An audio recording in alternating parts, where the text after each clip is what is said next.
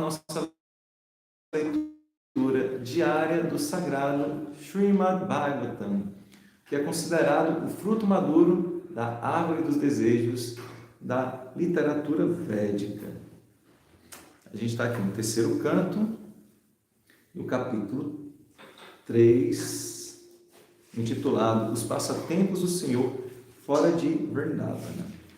E o verso de hoje é o verso número 15. Então, antes da gente fazer a leitura, a gente entoa um mantra em que a gente reverencia a pessoa suprema, que é esse Deus que está em tudo, e que é Krishna, o filho de Vasudeva. Então, por favor, repitam. Om Namo Bhagavate Vasudevaya. Om Namo Bhagavate Vasudevaya.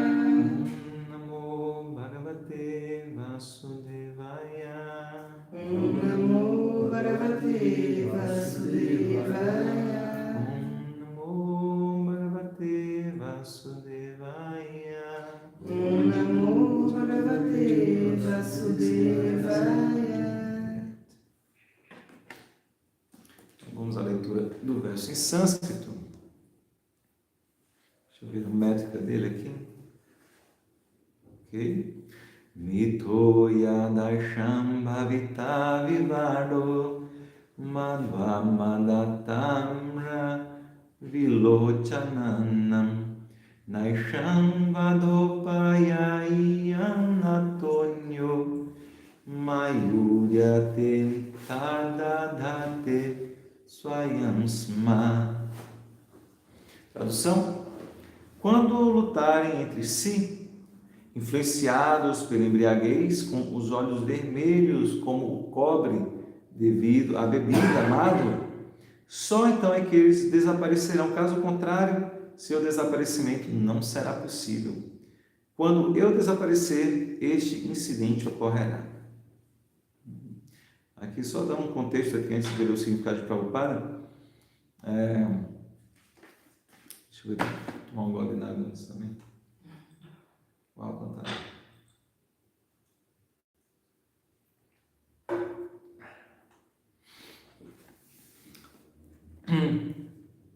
Então aqui a gente está no meio de uma conversa entre Uddhava, que é primo de Krishna e devoto, com Vidura, que é tio dos Pandavas, também devoto de Krishna, e eles estão... Uddhava está lembrando, né, de quando Krishna, na vida de Krishna, porque nesse momento Krishna já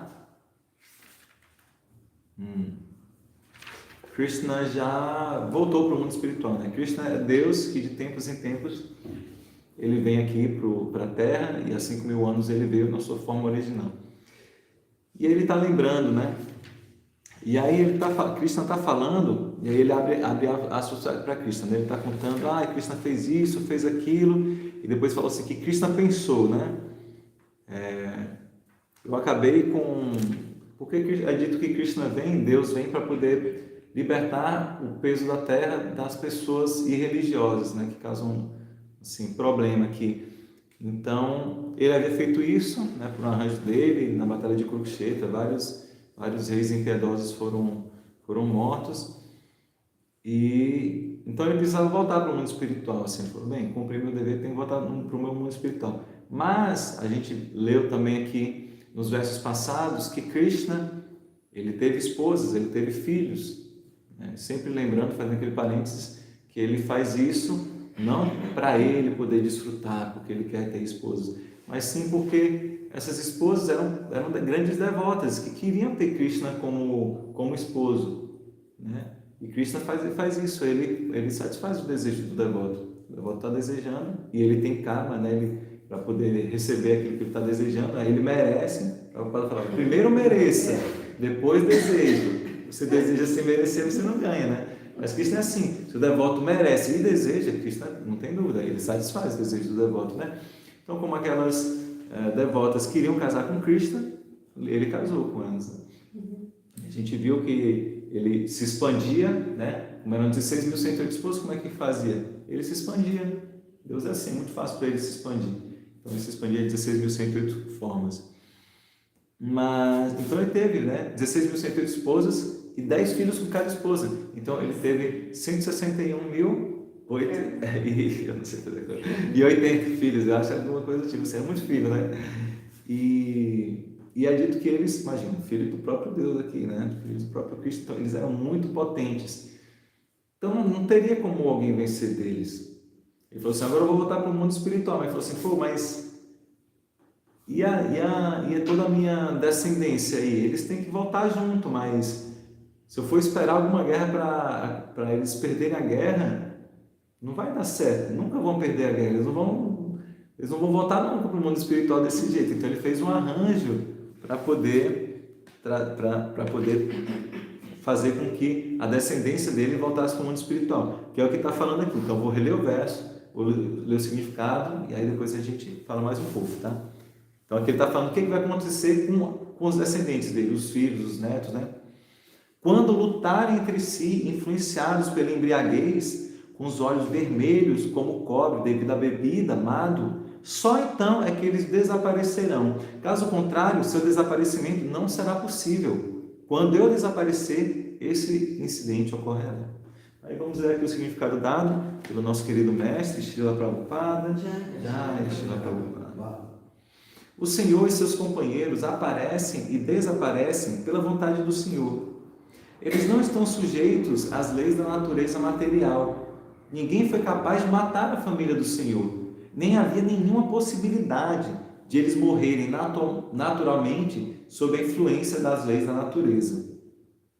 A única forma, portanto, deles desaparecerem foi o espetáculo que eles deram de uma luta entre si, como se estivessem brigando, embriagados devido à bebida. Esta assim chamada luta também aconteceria pela vontade do Senhor. Caso contrário, eles não teriam motivo para lutar entre si. Assim como, pela vontade do Senhor, Arjuna foi iludido pela afeição familiar para que desse modo o Bhagavad Gita fosse falado. Da mesma forma, Dinasteriado se embriagou pela vontade do Senhor e nada mais. Os devotos e companheiros do Senhor são almas completamente rendidas. Assim, eles são instrumentos transcendentais nas mãos do Senhor e podem ser utilizados de qualquer maneira que o Senhor deseje. Os devotos puros também desfrutam desses passatempos do Senhor porque eles querem vê-lo feliz. Os devotos do Senhor nunca afirmam ter individualidade independente.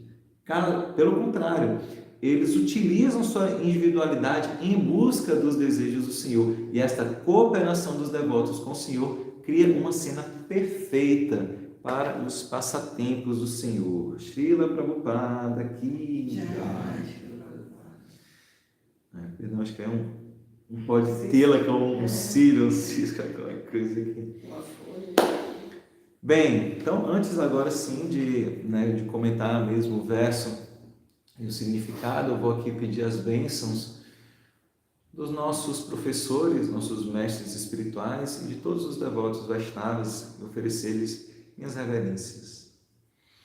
Om Agyanati Mirandasya Gyananjana Shalakaya Chakshurum Militam Yena Tasmai Shri Gurave Namaha. Os meus olhos estavam cegos pela escuridão da ignorância, mas com o bálsamo do conhecimento, meu mestre espiritual abriu os meus olhos e a ele eu presto minhas humildes reverências.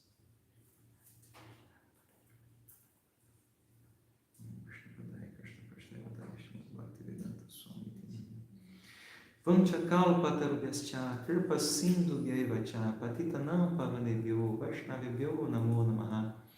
Eu ofereço repetidas vezes minhas reverências a todos os Vaishnavas que são como árvores dos desejos, são oceanos de misericórdia e os salvadores das almas caídas. Mukam karoti vanchalam pampunagate grimyat kirpatamahavadeshri guru gyata.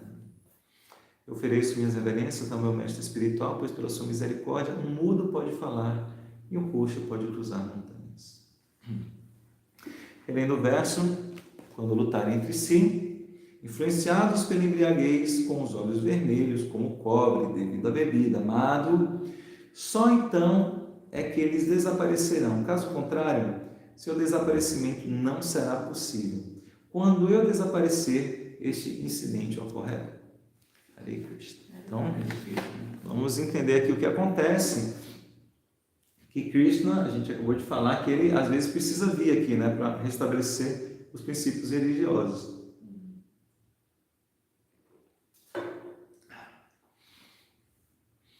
Então, quando Krishna está agindo aqui no mundo material, é diferente das nossas ações.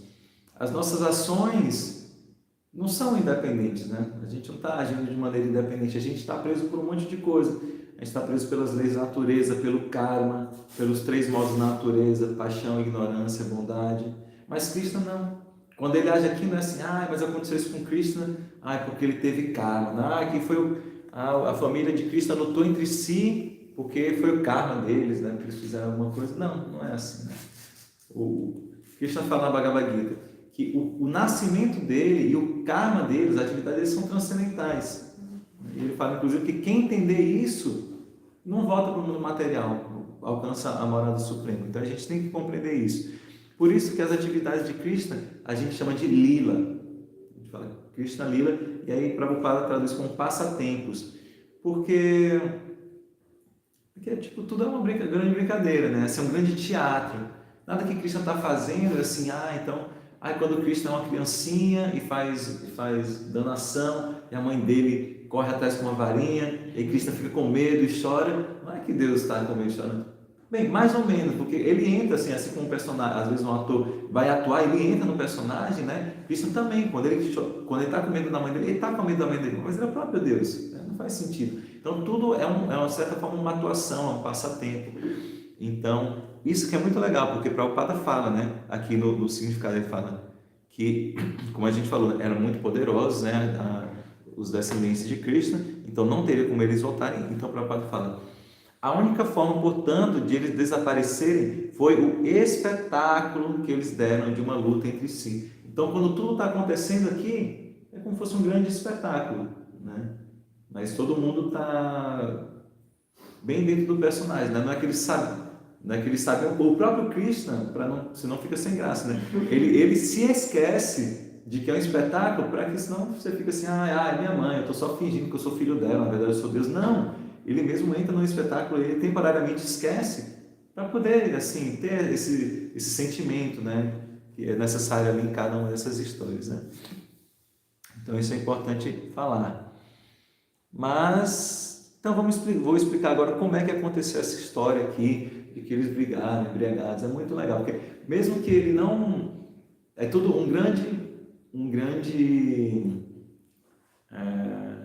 teatro, mas sempre tem uma moral da história por trás, né? As histórias às vezes são assim, um escritor escreve uma história para que tenha uma moral. Então Krishna, com as histórias que ele executa, são histórias reais que aconteceram de fato, mas também tem uma moral por trás. Então a gente vai ver aqui. Bem, então a história é o seguinte: os filhos de Krishna, não lembro seus filhos, os descendentes de Krishna, filhos, netos, eles uma certa vez foram pregar uma peça no sábado. Então um deles se disfarçou de mulher e colocou um negócio na barriga para fingir que era uma mulher grávida. E aí foram lá para o sábio para falar assim: vamos ver se esse sábio é sábio mesmo, né? Aí falaram: grande sábio, a gente está com essa moça que está grávida, a gente quer saber se vai ser um menino ou vai ser uma menina.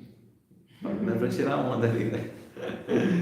E aí o sábio ficou muito bravo, ele era um sábio de verdade mesmo, né? Sabia que não era nem menino, nem menina, nem coisa nenhuma.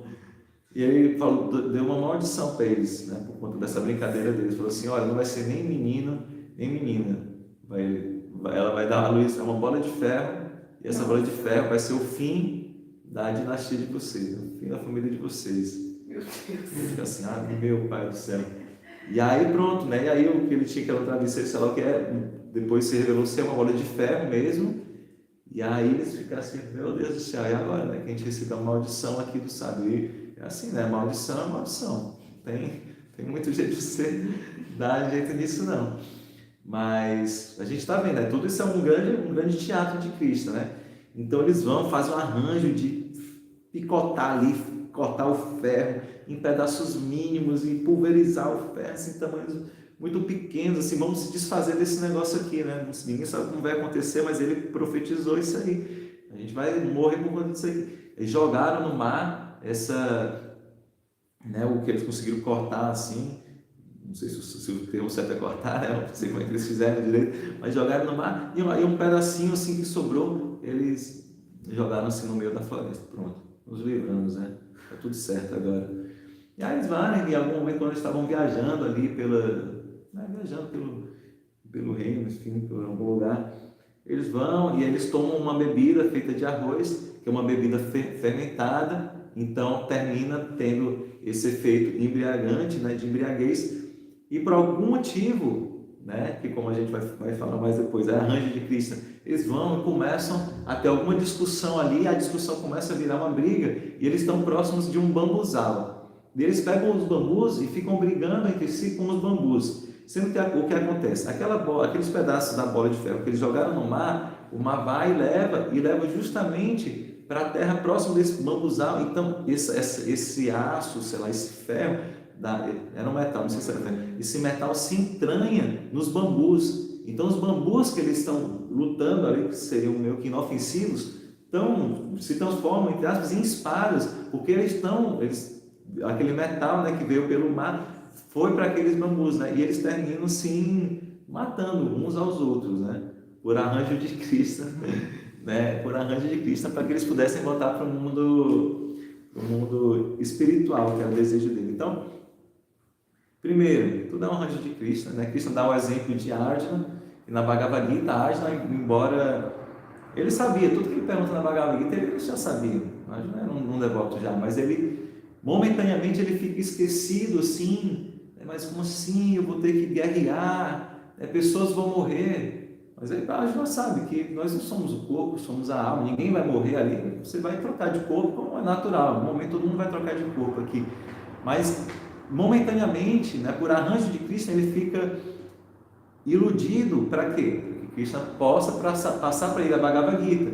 Mas ele não está passando para Arjuna a Bhagavad Gita, está passando para a gente a Bhagavad Gita. Arjuna já sabia tudo ali, momentaneamente ele tinha esquecido, já sabia tudo. Mas Krishna fala a Bhagavad Gita para que Arjuna ouça e todas as pessoas em volta ouçam e depois todos comentem. Você não sabe o que aconteceu antes da batalha. Krishna parou e falou para comprar Arjuna, porque Arjuna ele não queria lutar e falou isso e aquilo e vai. Né? E assim a gente tem hoje a Bhagavad Gita, para que todos sejam iluminados por esse diálogo. Né? Então foi tudo um arranjo, não é que Arjuna estava de verdade, né, iludido. Então todo esse arranjo, né, deles terem feito uma brincadeira, ofendido o sábio, recebido uma maldição, tudo isso foi só um arranjo para eles poderem voltar ao mundo espiritual, né?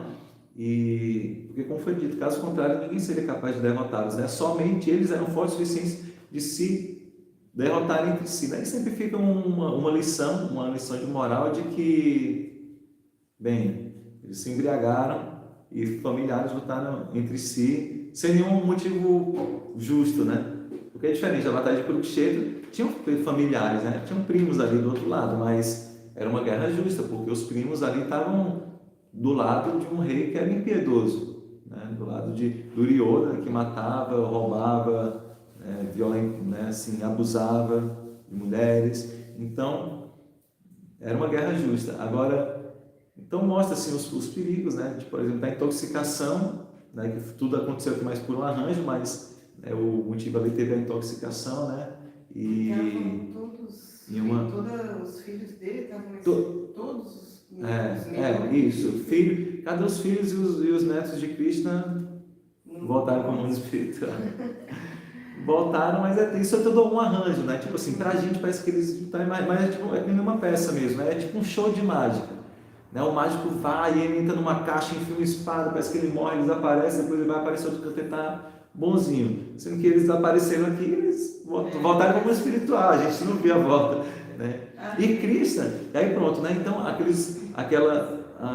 o pedaço lá do metal que foi pelo mar ficou nos bambus, e aquele pedacinho que tinha sobrado, que jogaram na floresta, é dito que um caçador viu ali aquele pedaço de metal, vou fazer uma flecha com isso aqui, né? E aí fez uma flecha, e certa vez ele estava assim na floresta e viu uma coisa, ele achava que era a cabeça de um viadinho, né? E falou assim, vou flechar esse viado.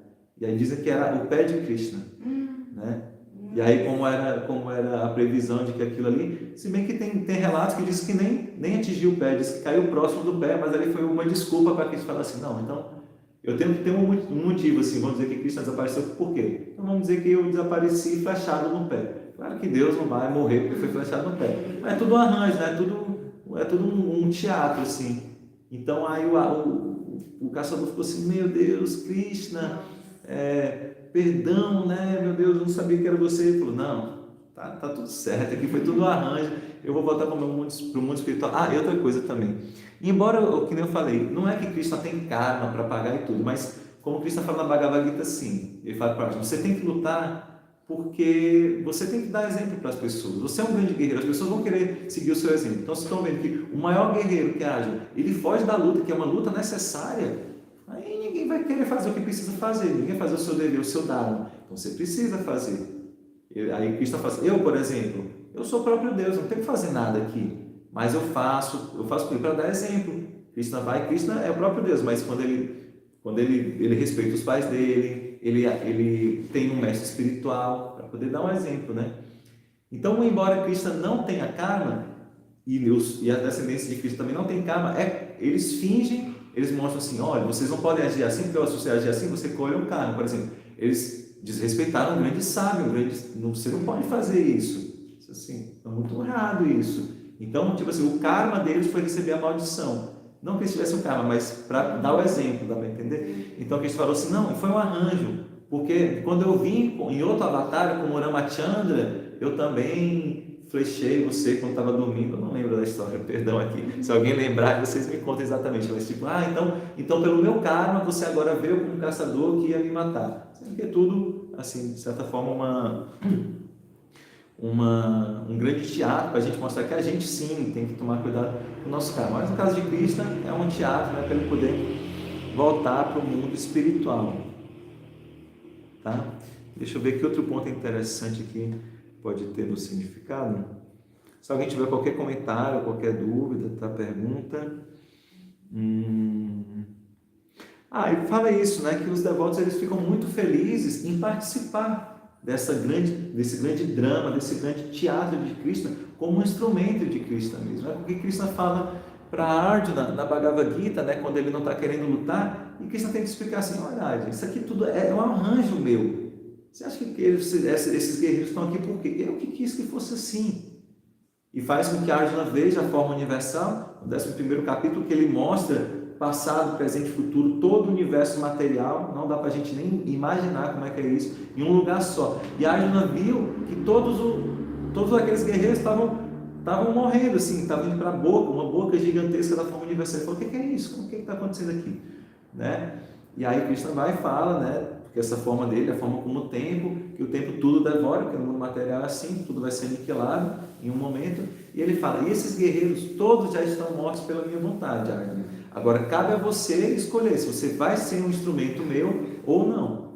Então assim, o desejo de Cristo está feito. E o devoto, ele deseja fazer parte, né, desse instrumento de Cristo. Por exemplo, né, trazendo para a nossa vida, também quero ser um instrumento de Cristo. Então, o que aconteceu? Quando Krishna veio com o seu Chaitanya, há 500 anos aproximadamente, ele trouxe ali para a região da Índia, né, relembrou ali, tirou ali dos Vedas, deixou bem claro, escancarado para todos o método da era, que é o cantar do Mahamantra, Hare Krishna, Krishna Krishna, Hare Hare, Hare Rama, Rama Rama, Hare Hare. E aí ele falou, o meu desejo, porque quando Krishna fala vai acontecer, não tem dúvida, né? Quando Krishna vai falar, ele estava errado, não tem como Deus estar errado. Então ele falou assim, meu nome, os santos nomes será cantado em todas as vilas e aldeias, mas não vou fazer sozinho, porque não tem graça, né? Krishna podia ter acabado com todos os exércitos ali, mas o que ele fez? Ele deu as glórias para Arjuna, seu grande guerreiro. Ele gosta de dar o mérito para o devoto. Então ele falou assim, eu não vou fazer isso. Vai vir um grande devoto, né, que vai espalhar esse nome, né, em todos os continentes. Quem foi esse grande devoto? Espalhou os santos nomes em todos os continentes. Tira para baixo. Mas a gente tem que ajudar, né? Não sei se está em cada vila, em cada aldeia, em cada bairro. Não sei se está aí em... Como é o nome da sua cidade que você mora? Polvilho. Não sei se está ali em Polvilho. Então, Prabhupada não foi ali para Polvilho espalhar os santos nomes. Então, tá lá o Francisco, ele pode ser um instrumento ali nas mãos de Cristo, nas mãos do Senhor Chaitanya, nas mãos de Prabhupada. Ele vai ajudar, vai levar ali a consciência de Krishna lá para polvilho, vai apresentar o cantar do Mahamantra Hare Krishna, vai apresentar ali os livros de Prabhupada, e cada um de nós pode ali, né, também espalhar e poder ser esse instrumento nesse passatempo aí de Krishna. A ver se você quer comentar alguma coisa. É que o pessoal fala assim, poxa, na minha cidade não tem um devoto. Aí que dá, mas tem aí você, que dá. Mas tem você que está falando, você fala assim, mas na minha cidade não tem devoto. Você é o devoto que vai ser encarregado para poder, então, despertar a consciência de Cristo ali onde você está. Né? Então, isso é interessante. Deus foi mordoso, tudo por ele. Então, cada um tem que aí fazer com que o nosso bairro ali tenha ali um ponto ali da consciência de Cristo, né? E aí, por fim, fala assim que os devotos ficam muito felizes assim, em fazer esse arranjo de Krishna. E não é assim, o devoto fica feliz em dizer assim, então o devoto é só uma marionete de Krishna. Que bom! A Prabhupada fala isso quando chega no Ocidente. Krishna, o que eu vim fazer aqui? Esse pessoal que não vai querer ouvir a sua mensagem, não vai. Olha a vida que eles estão vivendo. O que eu vou falar? Eles não vão aceitar. Ele fala assim, eu não tenho a menor capacidade de falar de uma maneira que eles aceitem. Então, por favor, coloque na minha boca palavras de uma maneira que eles consigam entender. Eu me coloco como instrumento nas suas mãos, sou um boneco. Faça-me dançar como o Senhor desejar. Então, o Prabhupada se coloca e o devoto fica feliz em ser um instrumento nas mãos de Krishna, porque não é assim que, mas eu queria fazer uma coisa diferente. Eu não queria vir para o Ocidente, Krishna. Eu queria ficar lá no Vrindavan, no bem bom. Não, o desejo do devoto é o desejo de Krishna. Os devotos daqui, eles utilizam sua individualidade em busca dos desejos do Senhor. É isso que fala. E esse é um dos itens da rendição. Um dos itens da rendição, a gente falou outro dia, aceitar o que é favorável, rejeitar o que é desfavorável, confiar plenamente em Cristo, ter a certeza que Cristo é a nossa única salvação, não ter nenhum desejo diferente do desejo de Krishna e ser manso e humilde. A gente tem que procurar isso, né? Quando a gente vai agir, a gente tem um desejo, peraí, será que esse meu desejo está alinhado com o desejo de Krishna? Isso é importante a gente fazer esse pensamento, porque às vezes são um desejo, individualista, né? Desejos que são assim. Às vezes a gente tem desejos individuais, mas que não ferem nada, né? Tipo assim, eu quero comer depois o alimento que foi oferecido para Cristo, mas tudo bem, né? Agora tem coisas que não vai ser compatível. Tá bom? Então, deixa eu dar uma lida aqui que eu vi que tem alguns comentários. Bom dia, Sanatana Dharma, nosso Padre Hare Krishna. Por favor, me dê suas bênçãos. Quando que você aparece por aqui, Sanatana? Todo mundo está com saudade de você. Você tem que aparecer aí. Hoje é Dia dos Pais. Parabéns a todos os papais aí, Francisco, Sanatana, os pais de pets também, né? Pais de pets, eu não sei quem mais é pai aqui. Ai meu Deus, eu fui clicar em algum negócio aqui, aí tá esquisito agora, calma lá. Mas vamos ver se eu consigo ler mesmo assim. Quem mais está aqui? Kai Storm, bom dia, Jaiguru, Hare Krishna, reverência. Jaiguru vai hoje lá para Govardhana, né? Ou não? Acho que sim, né? Vai levando o banner até que a gente fez aqui do Ratha Yatra. Bom dia, Ana, Hare Krishna. E aí ele comentou assim, quem fez o registro do que acontecia durante a batalha de Kurukshetra? É assim que se escreve? Mas tem um K depois de Kuru, tá? Kurukshetra, tem um Kzinho. Quem fez o registro da vida toda de Krishna? E antes de Krishna, também haviam sábios registrando? Obrigado pela pergunta, já vou responder. Bom dia também a Denise. Prabhupada comemorou o membro OAB. É mesmo? Você é membro da OAB, Sanata? Não sabia, que legal, parabéns. Bem, quem registrou foi Vyasadeva, né? Tudo ali era falado assim, é como uma fofoca transcendental, né? Acontece assim, todo mundo sai falando, você não sabe o que aconteceu, os caras do Charlie Brown invadiram a cidade. Eu me lembrei da música. Você não sabe o que aconteceu, Krishna, né? Os filhos de Krishna, eles estavam, aconteceu isso e aquilo, então, tudo isso era assim, conversado, né? Mas como a gente viu no primeiro canto do Bhagavatam, é narrado o que acontece, né? Que em certo momento, Vyasadeva, ele percebe que nessa era que a gente está vendo, as pessoas não iam lembrar, As pessoas iam contar e a gente, o que aconteceu? O que tinham falado mesmo que aconteceu com Cristo? Eu não lembro mais o que é. Então não iam lembrar. Então ele compilou todos os Vedas, né? Os 4 Vedas, os Upanishads, o Mahabharata, e a Bhagavad Gita está inserido no Mahabharata, o Vedanta Sutra, e a gente sabe, né, foi descrito no primeiro canto, que ele ainda fica insatisfeito, sim. Eu falei tanta coisa, mas ainda estou insatisfeito. E o mestre espiritual dele falou assim, você tem que falar diretamente de Krishna, com todas as letras, assim, uma literatura falando somente sobre Bhagavan. Uma belíssima chamada Bhagavatam, uma literatura que fala sobre Bhagavan. Então, só isso, só fala sobre Deus e da relação de Deus com seus devotos. E ele vai e escreve o Srimad Bhagavatam. E é isso que a gente está lendo, né? Que já tem muita coisa sobre a vida de Krishna, mas lá no 10º canto é que ele vai falar, assim, com muito mais detalhes, né?